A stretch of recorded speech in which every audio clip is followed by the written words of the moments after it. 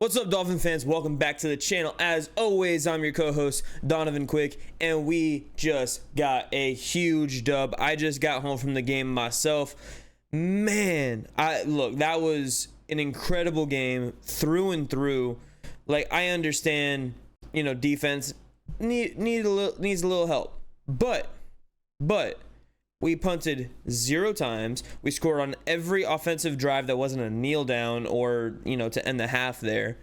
We've scored, going back to last game, the last 6 quarters, every single possession that didn't lead to the end of the game or the end of the half, we have scored. That is offensive dominance. Tua is playing at a fantastic level. And look, I know we need a miracle and an absolute straight up masterful finish this season to make the playoffs, but I got all the faith in the world because we have the best quarterback in the world. You don't believe me?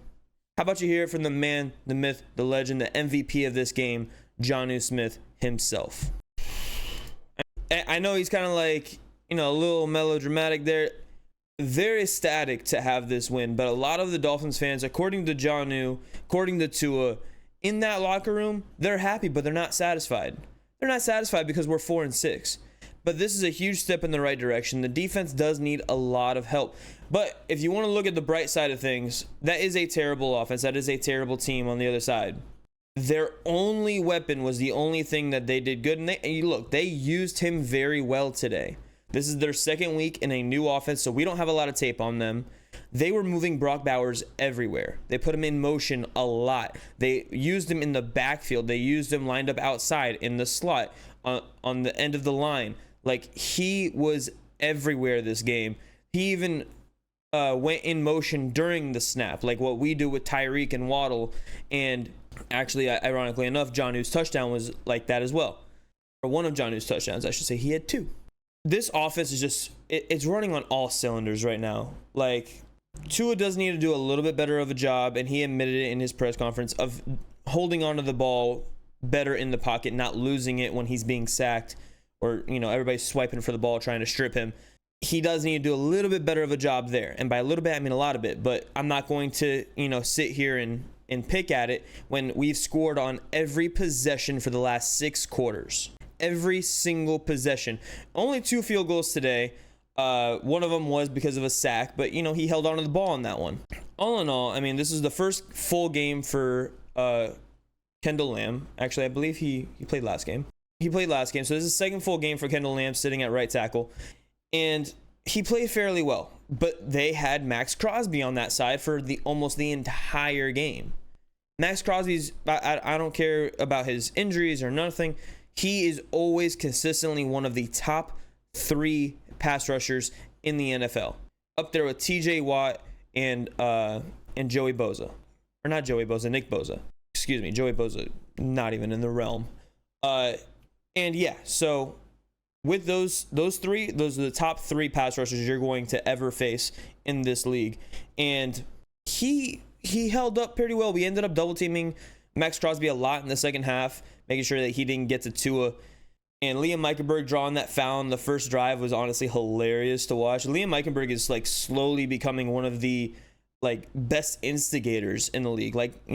Being able to draw a penalty by just messing with the other team a little bit.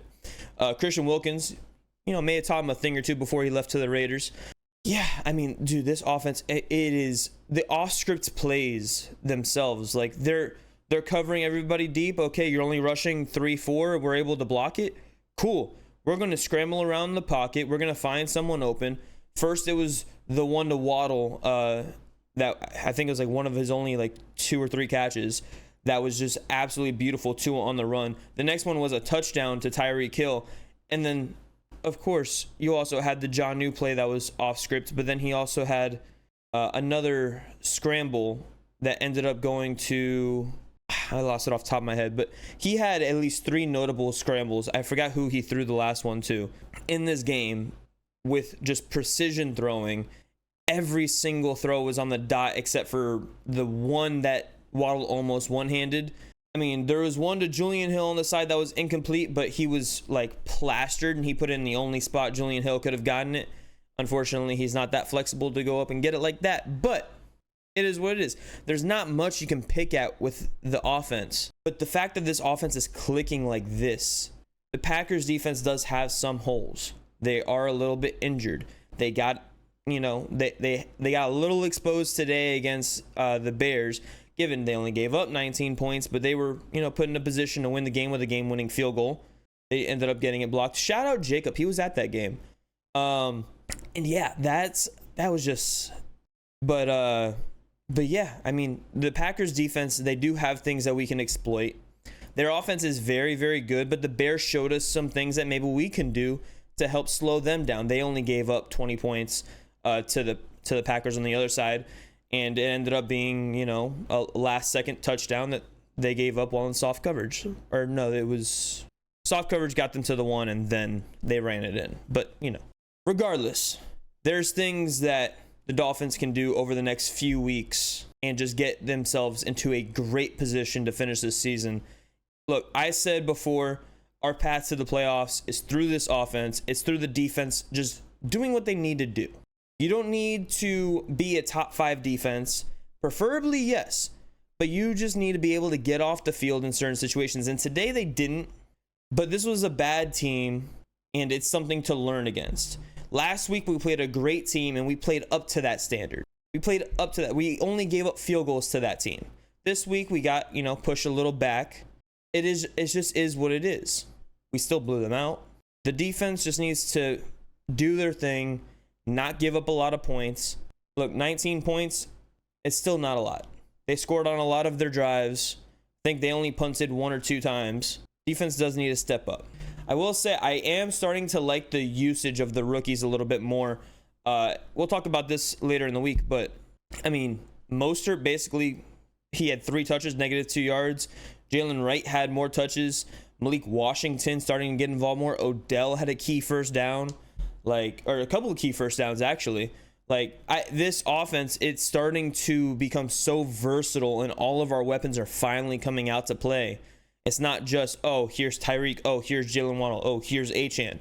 Yes, those are the center of our, those 3 are like the core of this offense, but it's not the entire offense. And you're really starting to see that, and you're really starting to see how dangerous this offense really can be, because we're going to punish you for double covering 2 receivers. We're going to find Johnny. We're going to find Odell. We're going to find Malik Washington. We're going to throw a screen to Devon Achane. Okay. I posted this on Twitter. If you guys haven't followed us yet, remember, in the link down below in the description. But Tua in the first half, the first few drives, his screens to Achane, a lot of you are like, oh, damn, he's so wide open. The reason is because of the route design and Tua moving the safeties with his eyes. I swear, he's one of the best to do it in the league. You have Waddle just running up the sideline, basically, and running a deep in. And then you have the other side, you have 2 guys, Tyreek and I think Jonnu, kind of running, towards the other sideline. And you have Tua just, he's sitting there, and he's waiting, and he's waiting. Should I do lefty? And he's waiting, and he's waiting, and he's waiting for the safety to just lean a little bit this way. Turns around instantly. He knows exactly where Achane's going to be. Achane runs it up for 10, 15 yards. Easy money. Every single time. That's what happened every single time. Tua is getting nifty. He is so masterful with the ball in his hands right now. I understand there are a lot of good quarterbacks in this league. There are very few that are playing better football than Tua Tagovailoa right now. Right now, in this moment. Very, very few. Tua, if he keeps playing like this and he doesn't shell up when we go and play in cold weather games and important December cold weather games, we might be on to something. I'd be on to something offensively. Defense needs to pick it up, but we'll discuss that in later videos later during the week. Dog, how hyped are y'all? Let's go. Let's go. Let's fill the stadium. Patriots, 49ers, Jets. Those games, I want Dolphins fans to be in the seats. Dude, you know how upsetting it was to be up by, 8 points and then the Raiders kick a field goal or no, we were up by 13 points or whatever the hell it was, 10 points, and they score a touchdown. and they get within like 4 points, and you have just Raiders fans going crazy, starting "Let's Go Raiders." Like, what are we doing in our own stadium? I understand tickets are hella expensive. Trust me, I know. Let's fill these seats as much as possible. If you're a Dolphins fan and you're selling a ticket, sell it to another Dolphins fan. We need to get Fins fans in these seats. We need to fill them with aqua, orange, and white. I don't want to see any other color in that stadium when it's time for December football. Important games. We need that stadium rocking.